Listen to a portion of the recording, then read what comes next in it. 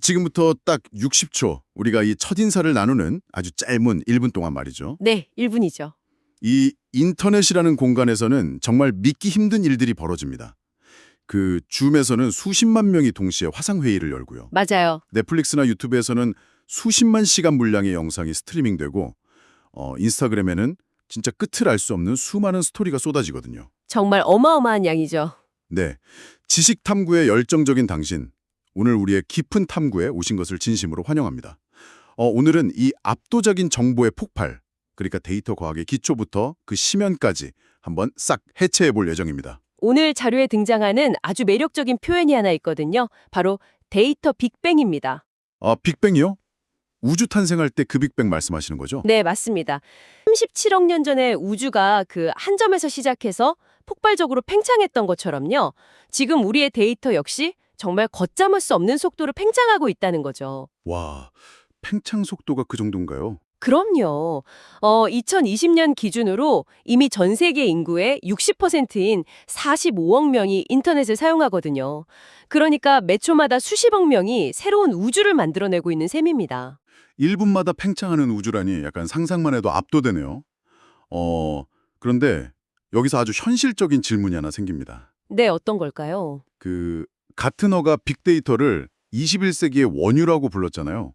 원유라면 분명히 그걸 정제하고 통제하는 주체가 있을 텐데 말이죠. 아주 예리한 포인트네요. 네, 이 엄청난 데이터 빅뱅 속에서 그 내 개인정보라는 원유는 과연 누구의 소유인가요? 다 기업들 건가요? 그 질문이 바로 우리가 오늘 다루는 자료의 아주 핵심적인 배경입니다. 그리고 한국판 뉴딜에 그 데이터댐 프로젝트가 등장한 이유이기도 하죠. 데이터 댐이요? 진짜 물을 가두는 댐 같은 건가요? 예, 개념이 비슷해요. 댐을 지어서 흩어지는 물을 가두고 활용하듯이 막 여기저기 흩어진 데이터를 모아서 산업의 동력으로 쓰겠다는 거거든요. 아하, 그렇군요. 근데 여기서 듣고 계신 당신이 진짜 주목해야 할 지점이 있습니다. 바로 2020년 신용정보법 개정으로 본격화된 그 마이데이터 개념이에요. 마이데이터? 요즘 은행 앱 같은 데서 엄청 많이 본 단어네요. 맞아요. 단순히 거대 기업들이 내 정보를 일방적으로 가져가던 시대에서 이제 이른바 사적 정보 뱅킹의 시대로 전환된 겁니다. 사적 정보 뱅킹이요? 그 표현 되게 흥미롭네요. 과거에는 제 결제 내역이나 대출 기록, 쇼핑 성향 같은 정보들이 각각의 그 거대 기업 서버에 파편화되어서 갇혀 있었잖아요. 네, 다 따로따로 놀았죠. 그럼 이제는 그 데이터의 통제권을 제가 직접 주게 된다는 뜻인가요? 완벽하게 이해하셨습니다. 당신의 동의하에 그 흩어진 데이터들을 모바일 앱 한 곳으로 싹 끌어올 수 있거든요. 그럼 제가 주인이 되는 거네요. 그렇죠. 데이터댐이라는 거대한 인프라 안에서 당신의 정보가 어느 기업으로 흘러갈지 그 수문을 열고 닫는 권리가 온전히 당신에게 주어지는 거예요. 와, 21세기의 원유를 캐내는 주체가 거대 플랫폼 기업만이 아니라 우리 각자가 될 수 있다는 거? 이거 아주 중요한 패러다임의 변화네요. 맞습니다. 진짜 혁명적인 변화죠. 네, 자 그럼 내 데이터의 주권이 나에게 돌아왔다면 도대체 우리가 쥐고 있는 이 원유는 구체적으로 어떤 형태인지 한번 뜯어볼 필요가 있겠습니다. 자료를 보니까 데이터를 이른바 삼형제로 나누고 있더라고요. 네, 데이터 삼형제죠.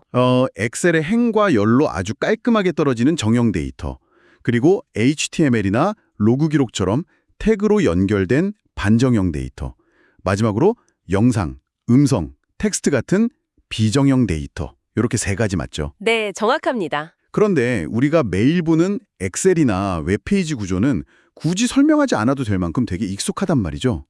진짜 문제는 전체 데이터의 85%를 차지한다는 그 비정형 데이터 아닙니까?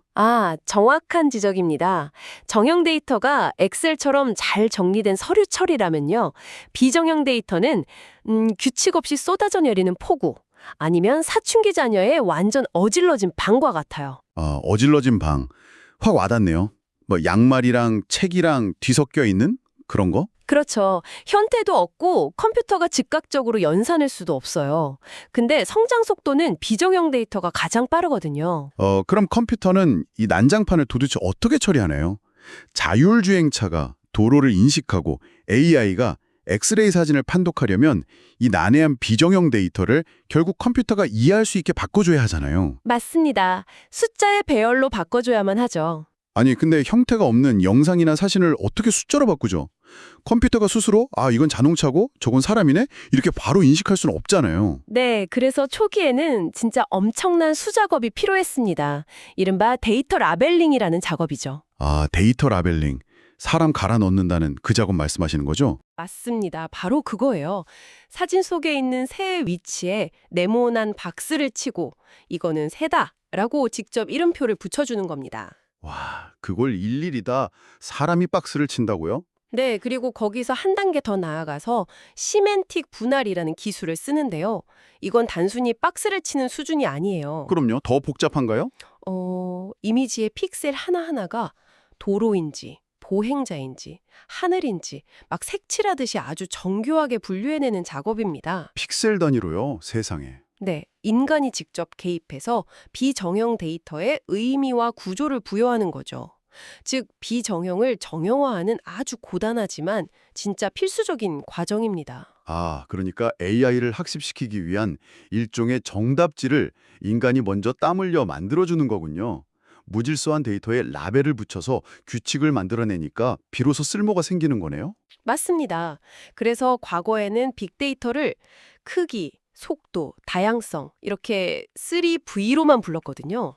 볼륨, 벨로시티, 버라이어티 이렇게 세 개요. 네, 그런데 이제는 거기에 정확성, 가치, 시각화를 더해서 6V로 부릅니다. 그 이유가 바로 여기에 있어요.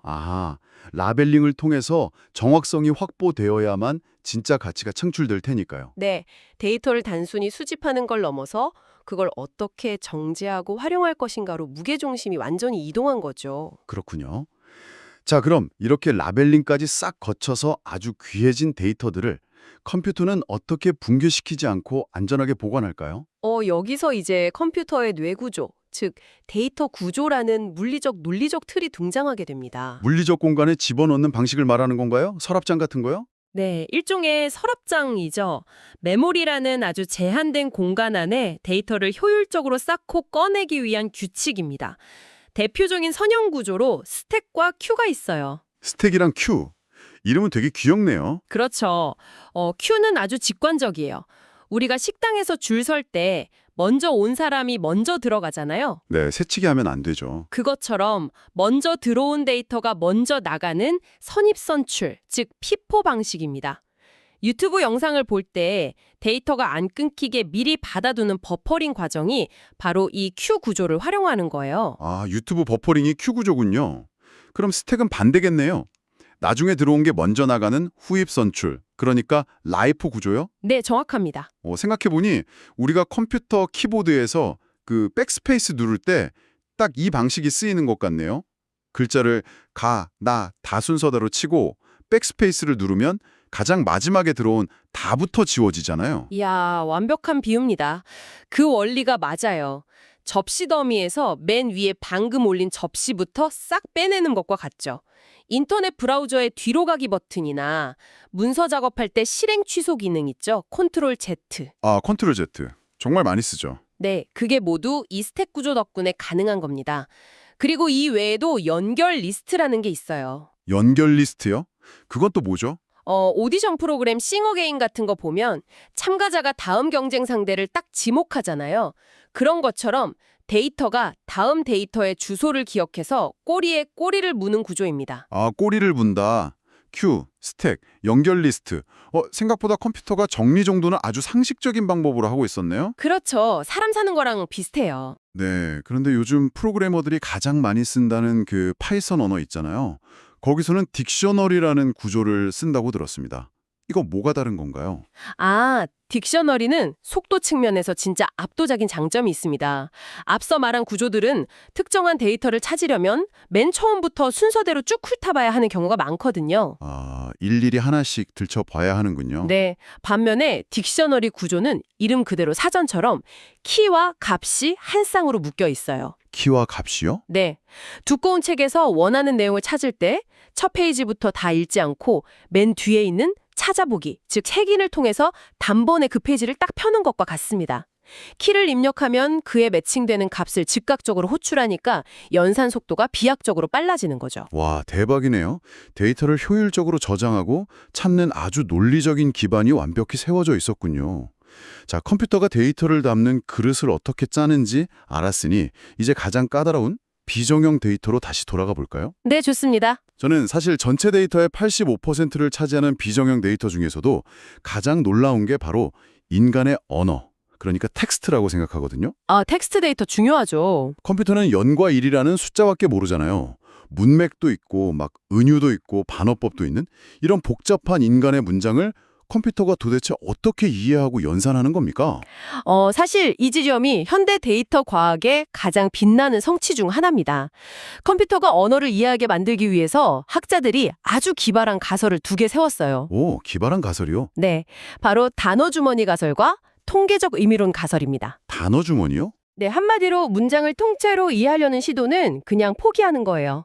대신에 문장을 산산조각 내서 수학적 벡터로 아예 바꿔버리는 겁니다. 같이 자주 등장하는 단어들은 비슷한 의미를 가질 확률이 높다는 그 통계적 확률에 기대는 거죠. 잠깐만요. 문장을 산산조각 낸다는 건 구체적으로 어떻게 하는 거죠? 총 4단계의 전처리 과정을 거치는데요. 진짜 재밌습니다. 일단 첫째는 공백을 기준으로 단어를 쪼개는 토큰화입니다. 아, 띄어쓰기 기준으로 자른다는 거군요. 네, 맞습니다. 그리고 둘째는 쉼표나 마치 같은 문장 부호를 싹 다 없애고 영어의 경우에는 대소문자를 하나로 싹 통일해요. 군더더기를 없애는 거네요. 그렇죠. 이어서 세 번째가 가장 흥미로운데요. 바로 어간 추출고 원형 복원입니다. 어간 추출이요? 네, 예를 들어서 love, loving, loved.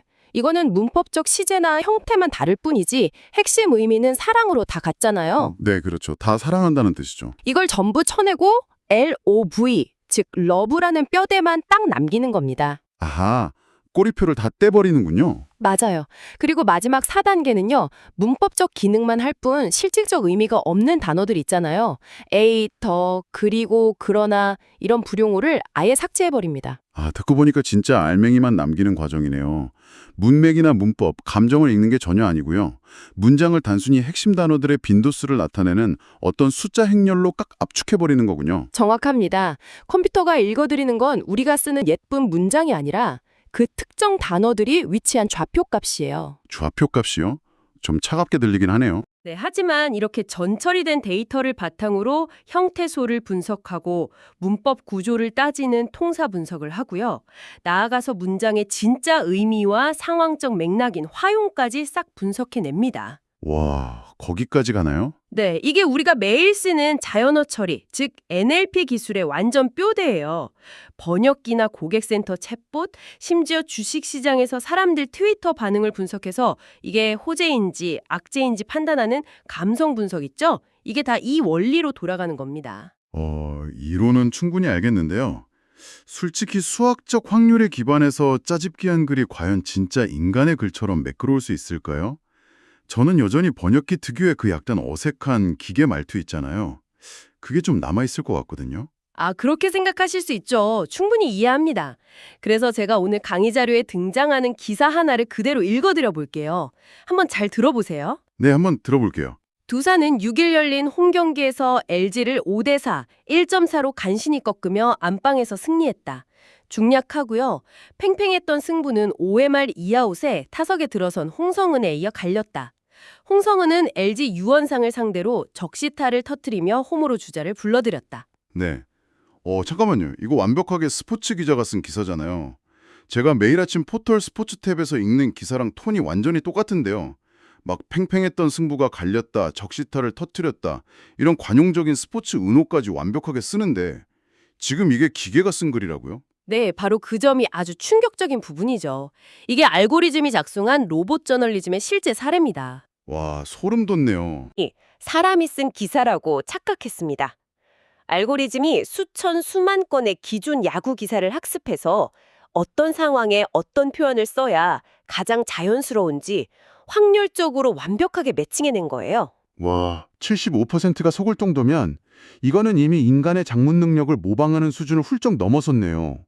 단순히 단어 빈도수만 계산하던 그 NLP 기술이 문맥의 뉘앙스까지 완벽히 학습해냈다는 뜻이잖아요. 이런 기술이 단순히 야구 기사 쓰는 데만 쓰이진 않겠죠, 당연히. 아유, 당연하죠. 기업들은 이미 이 기술을 이용해서 그 방대한 양의 규정 준수 문서를 자동으로 싹 분석하고요. 금융권에서는 수만 장의 글로벌 경제 리포트랑 뉴스를 실시간으로 읽어내서 투자 위험을 예측하는 데 사용하고 있습니다. 와, 엄청나네요. 네, 우리 인간의 속도로는 도저히 따라갈 수 없는 양의 텍스트를 막 순식간에 읽고 요약하고 스스로 판단까지 내리는 겁니다. 여기서 되게 자연스럽게 다음 의문이 떠오르네요. 데이터댐에 모인 엄청난 데이터를 컴퓨터가 막 스택이나 딕셔너리로 싹 저장하고 NLP를 통해서 인간의 언어까지 스스로 다 분석해냈어요. 네, 그렇죠. 그런데 결국 이 결과를 토대로 마지막 의사결정을 내리는 건 우리 인간이잖아요. 초당 수십만 개의 계산을 거쳐서 나온 그 어마어마한 방대한 결과를 우리는 컴퓨터가 아니니까 머릿속으로 행렬을 막 계산할 수도 없고 어떻게 직관적으로 이해하고 통찰할 수 있는 거죠? 맞습니다. 바로 그 문제를 해결하기 위해서 도입된 것이 그 빅데이터 6V의 마지막 시각화입니다. 아, 시각화, 비주얼라이제이션요? 네, 이 기계의 언어를 인간의 직관으로 싹 번역해주는 가장 강력한 도구죠. 방금까지 우리가 이야기한 텍스트 데이터의 경우 가장 널리 쓰이는 게 바로 워드 클라우드입니다. 아, 워드 클라우드? 막 구름 모양으로 단어들 둥둥 떠 있는 그거 맞죠? 네, 맞아요. 수천 페이지의 문서를 싹 분석한 다음에 가장 많이 등장한 핵심 단어의 크기를 막 더 크게 부풀려서 한 장의 이미지로 딱 보여주는 겁니다. 링컨의 연설문이든 지드래곤의 노래 가사든 진짜 단 1초면 그 글의 핵심 테마를 파악할 수 있죠. 아, 텍스트는 그렇게 단어의 크기로 직관적으로 보여준다면 복잡한 수치 데이터 같은 건 어떻게 하나요? 숫자는 구름으로 만들 수도 없잖아요. 양적 데이터는 자료의 전체 분포를 막대 그래프로 딱 보여주는 히스토그램이나 아니면 원자료의 실제 값을 잃지 않고 그대로 보여주는 줄기 잎그림 같은 걸 주로 활용합니다. 아, 히스토그램. 네, 그런데 여기서 당신이 진짜 무기로 삼아야 할 가장 완벽한 데이터 요약 도구가 하나 있습니다. 바로 상자 그림입니다. 상자 그림이요? 박스 플롯이라고 하는 거요? 그 직사각형 상자 위아래로 선이 쭉 그어져 있는 약간 안테나 같은 형태 말씀하시는 거죠? 네, 맞습니다. 정확해요. 아, 사실 솔직히 말해서 저는 학창 시절부터 그게 진짜 왜 필요한지 제일 의문이었거든요. 예를 들어서 6개반의 수학 성적을 비교한다고 쳐봐요. 네. 그럼 그냥 A반 평균 80점, B반 평균 75점 이렇게 평균 점수 딱 하나만 알려주면 너무 직관적이고 편하잖아요.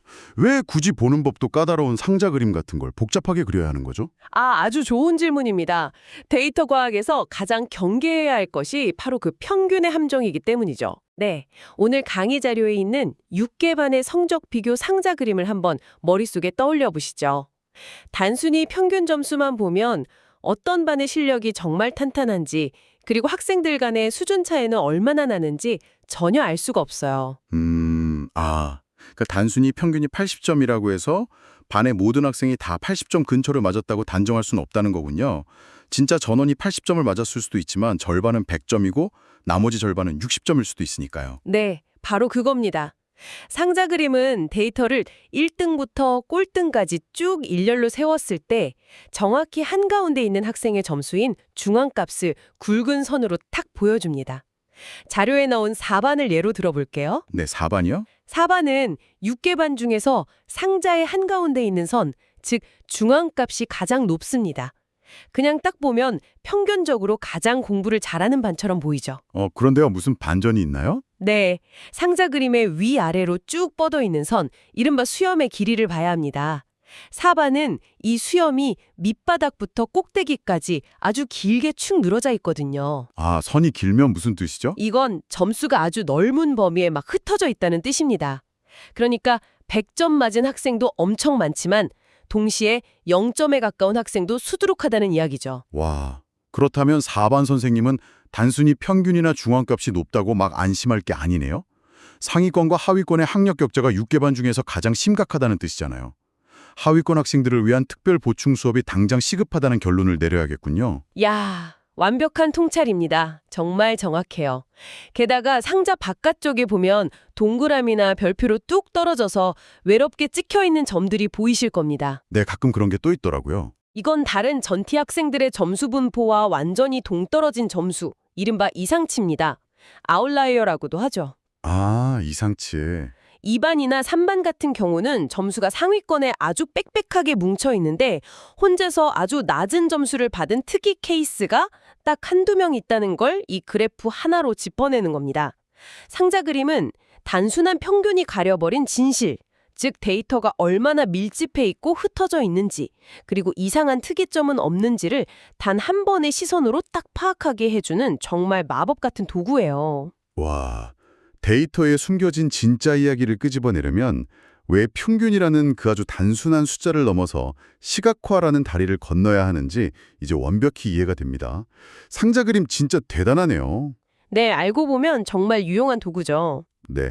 자, 벌써 우리의 깊은 탐구를 마무리할 시간이 다가오고 있네요.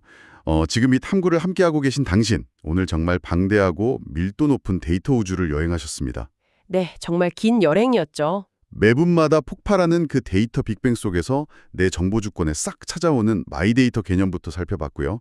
또 사춘기방처럼 아주 무질서한 비정형 데이터를 정리하는 라벨링 작업, 그리고 그걸 붕괴 없이 깔끔하게 저장하는 컴퓨터의 스택과 큐 구조까지 훑어봤죠. 네, 그리고 데이터를 산산조각 내서 수학적 수치로 바꾸는 텍스트 마이닝, 그걸 통해 인간을 완벽히 모방하는 NLP 기술의 충격도 확인했고요. 마지막으로 막평균의 거짓말을 탁 꿰뚫어보게 해주는 상자 그림과 시각화의 중요성까지 제대로 짚어봤습니다. 네, 우리가 매일 막 스마트폰 스크롤을 내리면서 마주하는 이 엄청난 정보의 홍수 속에서 기술이 어떻게 데이터를 수집하고 또 분석하는지 그 이면의 메커니즘을 파악하고 나니까요.